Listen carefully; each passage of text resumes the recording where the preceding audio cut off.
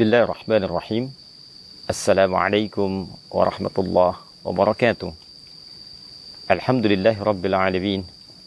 Wassalatu wassalamu ala rasulillahil karim, nabiyyina wa sayyidina Muhammadin wa ala alihi wa sahbihi ajma'in, wa ba'd.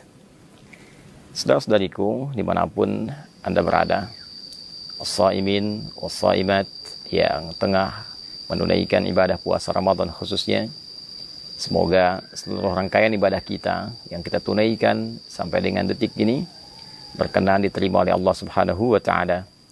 Baik puasa yang kita tunaikan dari mulai fajar tiba sampai dengan maghrib datang, pun demikian dengan ibadah malam kita, solat-solat kita, tilawah Quran kita, zikir kita, dan taubat kita kepada Allah Subhanahu wa Ta'ala. Semoga penerimaan terbaik di sisi Allah Subhanahu wa Ta'ala menghadirkan beragam keistimewaan yang dijanjikan oleh Allah Subhanahu wa Ta'ala dan Rasulullah sallallahu alaihi wasallam yang mempertegas itu semua dalam hadis beliau.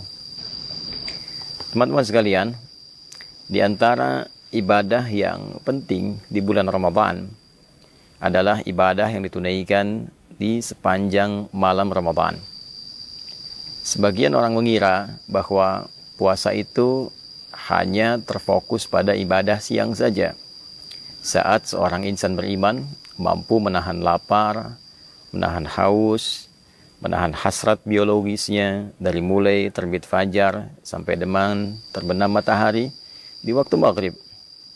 Namun demikian, Nabi SAW memberikan satu informasi yang sangat penting, sangat luar biasa mengenai satu amalan di malam-malam Ramadan yang bila kita tunaikan menghadirkan keistimewaan, yang bahkan keistimewaan ini disampaikan dengan diksi yang serupa oleh Nabi SAW dengan rangkaian-rangkaian keutamaan yang mengiringi ibadah siang di bulan Ramadan. Dalam hadis riwayat Al-Bukhari, bahkan dalam selisih yang tidak banyak di penomoran hadisnya, melalui rawi atau periwayat yang sama, yaitu sahabat Abu Hurairah radhiyallahu taala anhu dari Nabi sallallahu alaihi wasallam.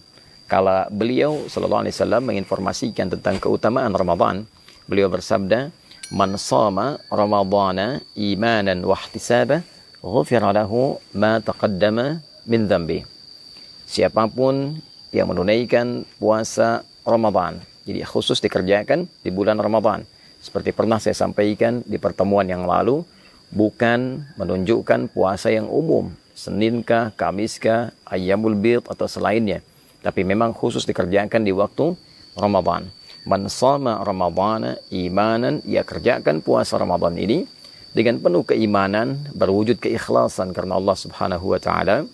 Wahtisaba, dia berharap ridha Allah, pahala dari Allah, dan mengoreksi dirinya untuk mendapatkan ampunan Allah.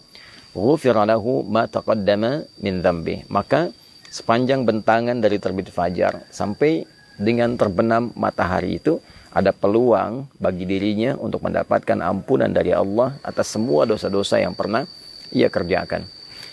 Redaksi hadis ini nyaris kita dapati kesamaan yang luar biasa, nyaris kita dapati kemiripan yang luar biasa dengan ibadah malam. Perbedaannya hanya terletak pada bentuk ibadahnya. Jika pagi itu shoma, yaitu puasa, maka malam itu qama, qiyam, penunaian salat. Hadis paginya sampai ke maghrib, dari terbit fajar sampai maghrib, man shoma Ramadhana, maka hadis tentang ibadah malam yang menunjukkan keistimewaan luar biasa itu, Nabi bersabda, man qama Ramadhana imanan wahtisaba, ghufira lahu ma taqaddama min dhanbi. Siapapun yang menunaikan ibadah qiyam khusus di malam-malam Ramadan, qama Ramadhana. Jadi qiyam ini baik itu qiyamul lail sifatnya, baik itu tahajud ataupun witir, dikerjakannya khusus di malam-malam Ramadan, bukan di luar malam Ramadan. Bukan Al-Muharram, bukan Safar sampai dengan Rajab, ya, atau bahkan Syawal, atau bahkan kemudian Dzulqa'dah, Dzulhijjah. Ini khusus sepanjang malam Ramadan saja. Man qama Ramadhana, siapapun yang mampu menghidupkan malam Ramadan dengan menunaikan qiyam. Qiyam di sini dimaksudkan salat. Karena redaksi salat di dalam Al-Quran seringkali diiringi dengan turunan kata qama. Baik itu dari qamanya ataupun aqamanya.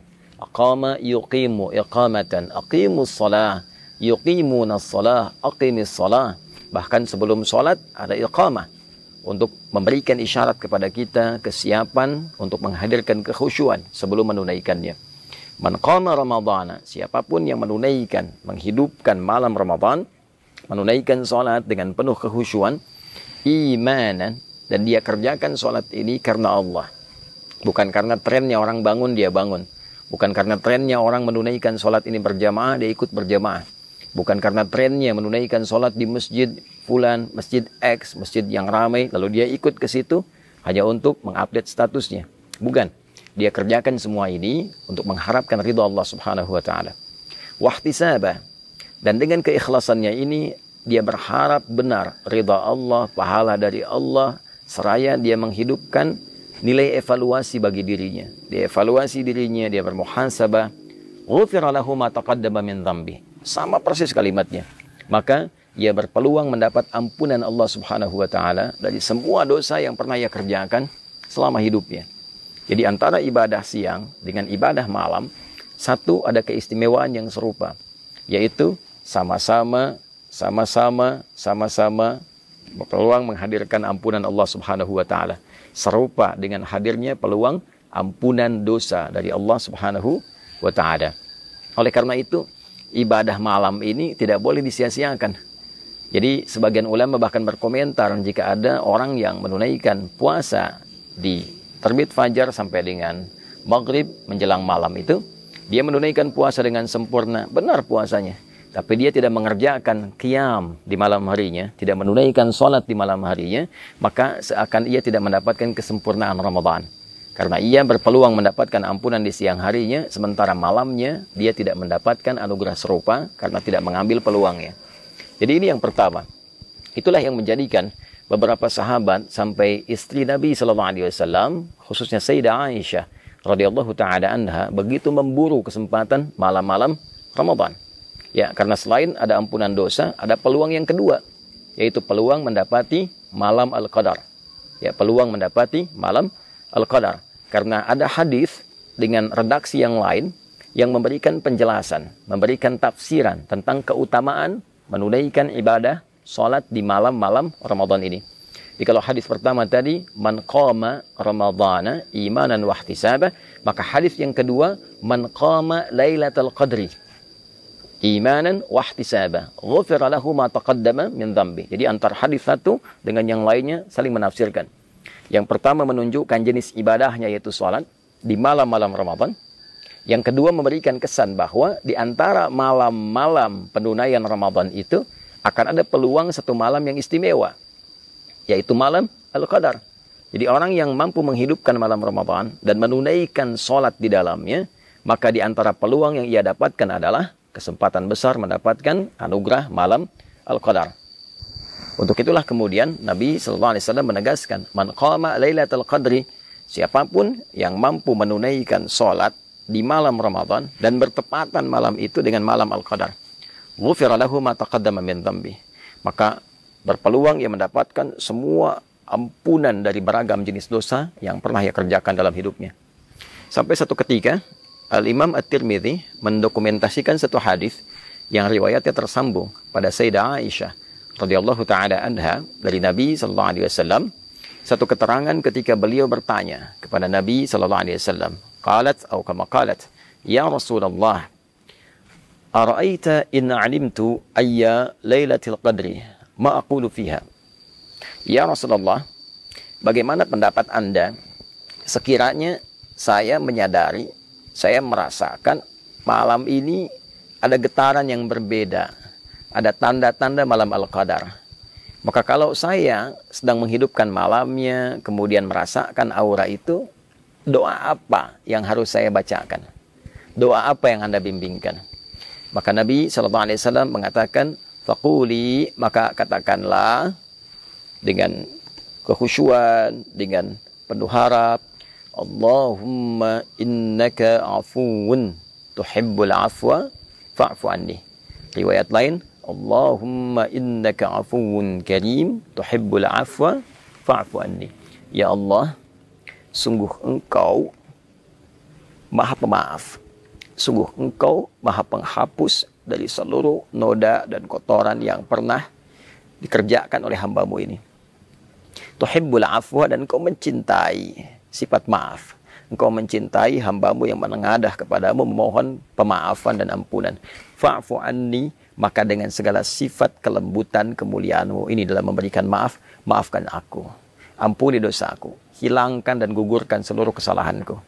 Nah, ini keutamaan ibadah di malam Ramadan. Jadi yang pertama, berpeluang menggugurkan dosa.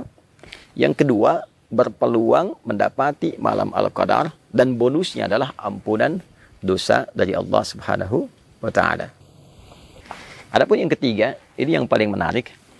Salat yang ditunaikan di malam Ramadan juga memberikan manfaat besar bagi kedamaian hati, ketenangan jiwa.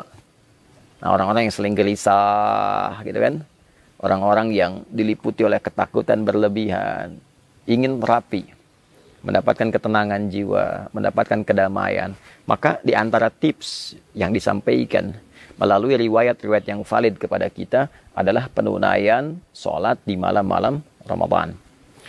Jika kita menunaikan satu ibadah, dan ibadah itu berdampak pada ketenangan jiwa kita, pada roh kita, roh yang mengisi nafas kita, jiwa kita, maka ibadah itu, pekerjaan itu disebut dengan tarwihah namanya.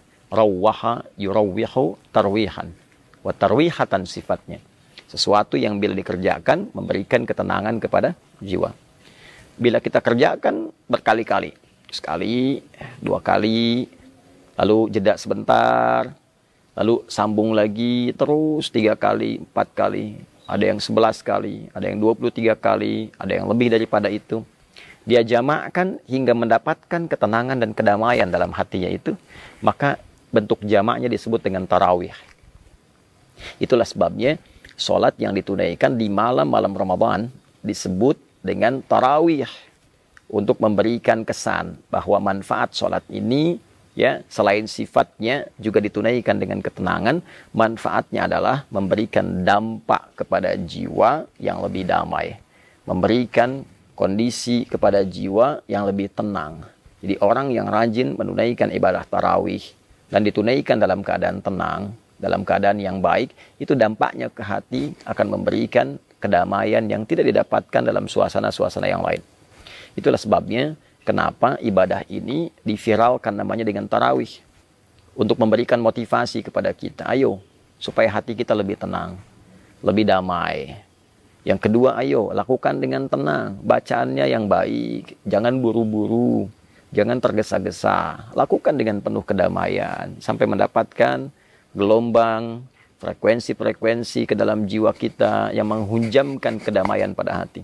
Cari imam-imam yang baik, yang memberikan getaran-getaran yang menenangkan kepada jiwa. Nah, itulah manfaat ibadah-ibadah yang ditunaikan di malam Ramadan, khususnya sholat yang kita hidupkan sepanjang malam Ramadan. Jadi sholat tarawih, qiyam Ramadan bukan ibadah biasa. Sholat ini berpeluang menghadirkan ampunan Allah Subhanahu wa Ta'ala. Sholat ini berpeluang menghadirkan keutamaan datangnya malam Al-Qadar. Sholat ini berpeluang memberikan kedamaian kepada jiwa. Masuk ke masjid dalam keadaan yang belum tentu damai sepenuhnya, pulang dalam keadaan yang tenang. Bila pun ajal tiba, wafat dalam keadaan tenang. Ditanya malaikat dalam keadaan tenang, kembali kepada Allah dalam keadaan tenang. Itu diantara keutamaan yang tersaji dari menu-menu ibadah Ramadan. Pilihannya kembali kepada kita.